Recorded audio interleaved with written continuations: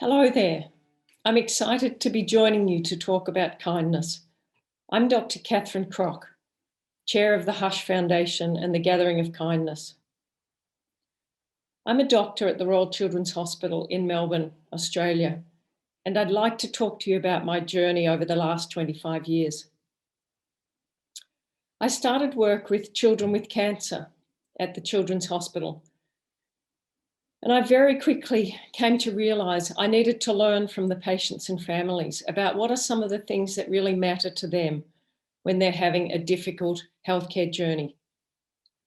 I talked to families about what the environment is like in a hospital or a healthcare setting when you have a sick child. The families talked about the challenges. They said there are times when the system doesn't feel particularly kind to them. And there are aspects of that environment that seem to raise their anxiety and make it more difficult for them. They talk to me about bringing the arts, music, and some culture into a healthcare setting to try and reduce people's anxiety and stress while they're going through difficult situations. So the Hush Foundation started by bringing composers and musicians and other creative people into hospital spaces. They would stand in the corner of a waiting room or an operating theatre and listen to the sounds, have a look at the sights in that environment. And often they would say to us, this is really challenging. There's a cacophony of noises that really raise people's anxiety levels.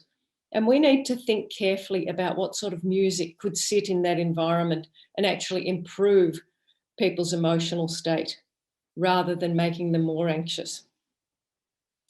Over the past 20 years, the Hush Foundation has produced 18 albums of extraordinary Australian music by some of our most famous musicians and composers. And this music is used in hospital waiting rooms, in treatment rooms, operating theatres, in general areas, and for the public. And we know it makes a difference. The idea being, this beautiful music can help to relax and calm you no matter what sort of stressful environment you might be going through. And at first, I thought the music was for the patients and the families. What I've come to realise is it's also so important for the people doing the hard work in healthcare, for us health professionals, to help improve the environment where we're working and to bring joy and relaxation into those spaces. Over the years, we've also worked with actors and playwrights. We've taken true stories about what goes on behind the scenes in healthcare for the patients and the families who might have a difficult story to tell, but also for staff who at times are coping with bullying and harassment, a competitive high-pressure environment where the stakes are really high and people may not always behave with kindness and respect towards each other in the workplace. We've written 3 plays now that highlight some of these aspects of the culture and behaviour in healthcare. And we put the plays on to hospital audiences over 200 times in Australia at conferences and internationally. The feedback we've had from audiences of around 15,000 people were frankly at times pretty disturbing, that basically in every healthcare organisation around the world, there's behaviour going on behind the scenes between staff that are not the best for those staff in their work environment. And they lead to things going wrong for patients and families, but also for those staff. We find we're losing good people from the system because the system is not treating them with kindness and respect. And we realise that people then can feel cheesed off with the system and in fact then find they're treating their colleagues with less kindness and respect than would be ideal.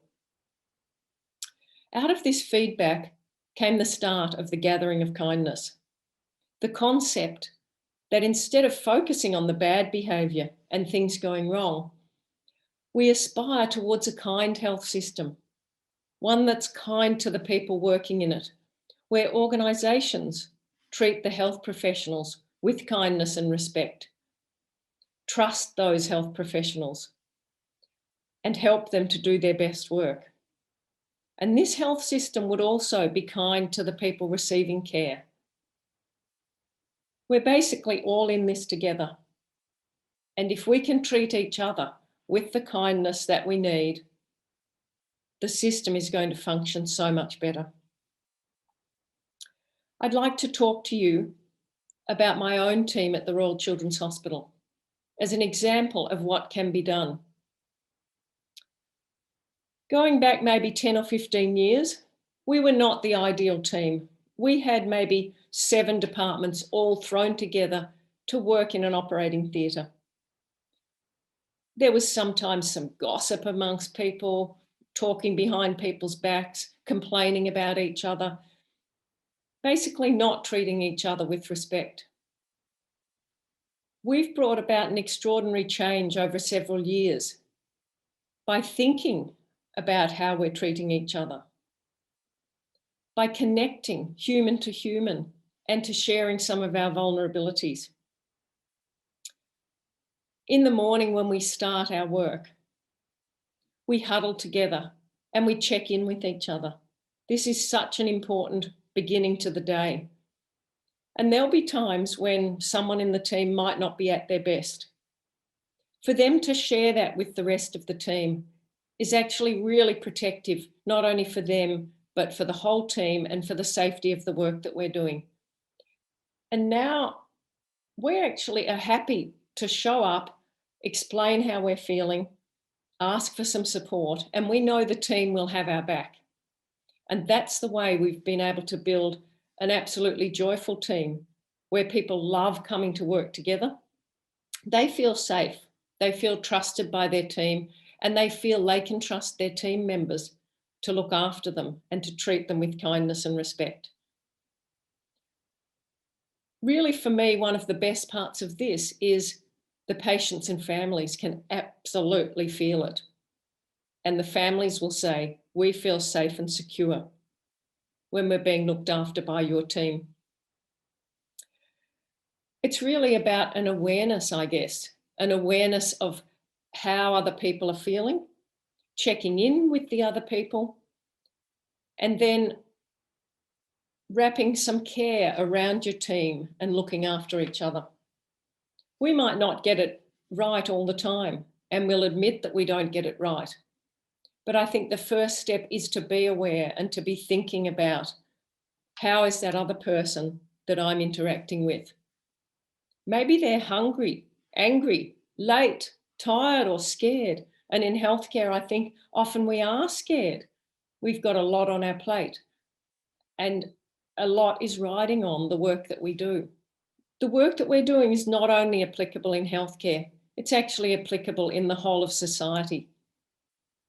Imagine, instead of focusing on stamping out bullying in schools, we work towards a kind school system. What are the building blocks of a kind school? The domestic violence conversation could be a conversation about kind families and how we help families with the tools that can help to lead them towards a kind family.